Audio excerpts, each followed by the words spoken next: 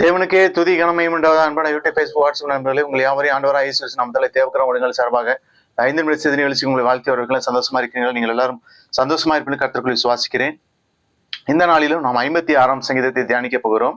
பெலிஸ்தர் தாவீதை காத்தூரில் பிடித்த போது யோனத் ஏலம் ரிக்கோகிம் என்னும் வாத்தியத்தில் வாசிக்கும்படி தாவீது பாடி ராகத்தவனுக்கு ஒப்பித்த மிக்தாம் என்னும் சங்கீதம். 1ஆம் வசனத்திலே, தேவனே எனக்கு இறங்கும், மனுஷன் என்னை விழுங்க பார்க்கிறான், நாள்தோறும் போர் செய்தனை ஒடுக்குகிறான்.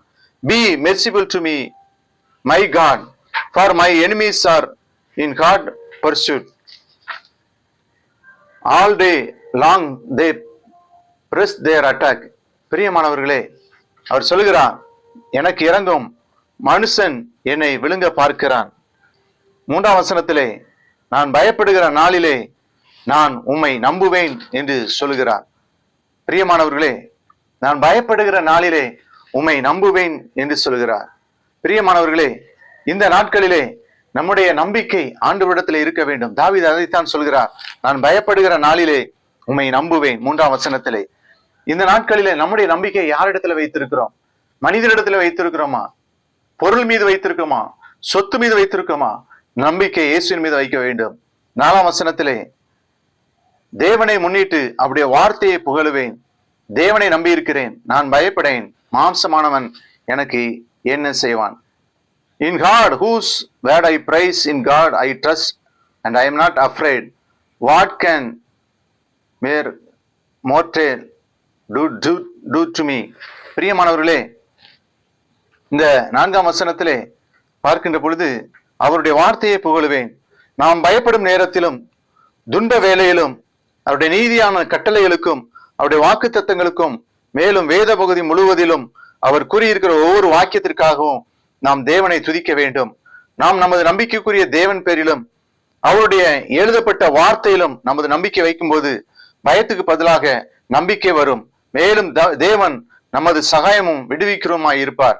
தேவன் என் பட்சத்தில் இருக்கிறார் என்ற ஆண்டவர் என்ற நம்பிக்கையோடு நாம் உறுதியோடு இருக்க வேண்டும். பிரியமானவர்களே, அவர் சொல்கிறார் அங்கே 8ஆம் வசனத்திலே, என் கண்ணீரை உம்முடைய என் அலைச்சல்களை தேவரீர் எண்ணி இருக்கிறீர், என் கண்ணீரை உம்முடைய துருத்தியில் வையும், அவைகள் உம்முடைய கணக்கில் அல்லவா இருக்கிறது. நம்முடைய கஷ்டங்கள், வேதனைகள் மற்றும் பாடுகள் அனைத்தையும் தேவன் பார்க்கிறார். அவர் அறிகிறார், நம்முடைய கஷ்டங்களை அறிகிறார், நம்முடைய கண்ணீரை அறிகிறார். அறிக்கை ஏட்டில் எழுதி வைத்திருக்கிறார். ஒரு உண்மையான விசுவாசியானவன் சிந்தும் ஒவ்வொரு கண்ணீரும் தேவனால் சேர்த்து வைக்கப்பட்டு அவருடைய நினைவில் கவனமாக பாதுகாக்கப்படுகிறது. உலகத்தில் நம்முடைய பாடுகளுக்கு ஏற்ப நம்மை ஆறுதல்படுத்தவும் பலனளிக்கவும் தக்கதாக அவர் ஒரு பதிவேடு வைத்திருக்கிறார்.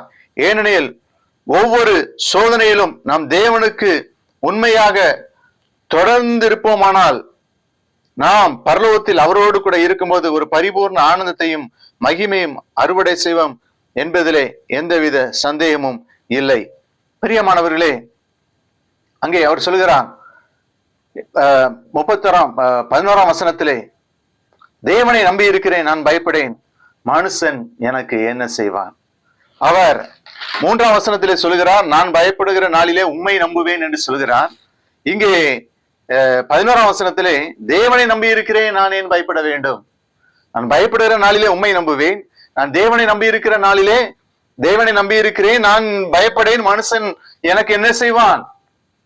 பிரியமானவர்களே, அவர் மீது நம்பிக்கை வைத்த உடனே அந்த பயம் நமக்கு என்ன செய்கிறது? போய்விடுகிறது. அந்த பயத்திலிருந்து அவர் விடுதலை கொடுக்கிறார். தேவனே, 12ஆம் வசனத்திலே, தேவனே, நான் உமக்கு பண்ணின பொருத்தனைகள் என்மேல் இருக்கிறது, உமக்கு ஸ்தோத்திரங்களை செலுத்துவேன். பிரியமானவர்களே, அங்கே அவர் சொல்கிறார், பொருத்தனை என்மேல் இருக்கிறது. 12ஆம் வசனத்திலே, I am under vows to you, my God, I will present my thank offering to you. பிரியமானவர்களே, உமக்கு ஸ்தோத்திரங்களை செலுத்த வேண்டும். தாவீது எப்பொழுதும் கர்த்தரை ஸ்தோத்திரிக்கிற பழக்கம் அவருக்கு இருந்தது.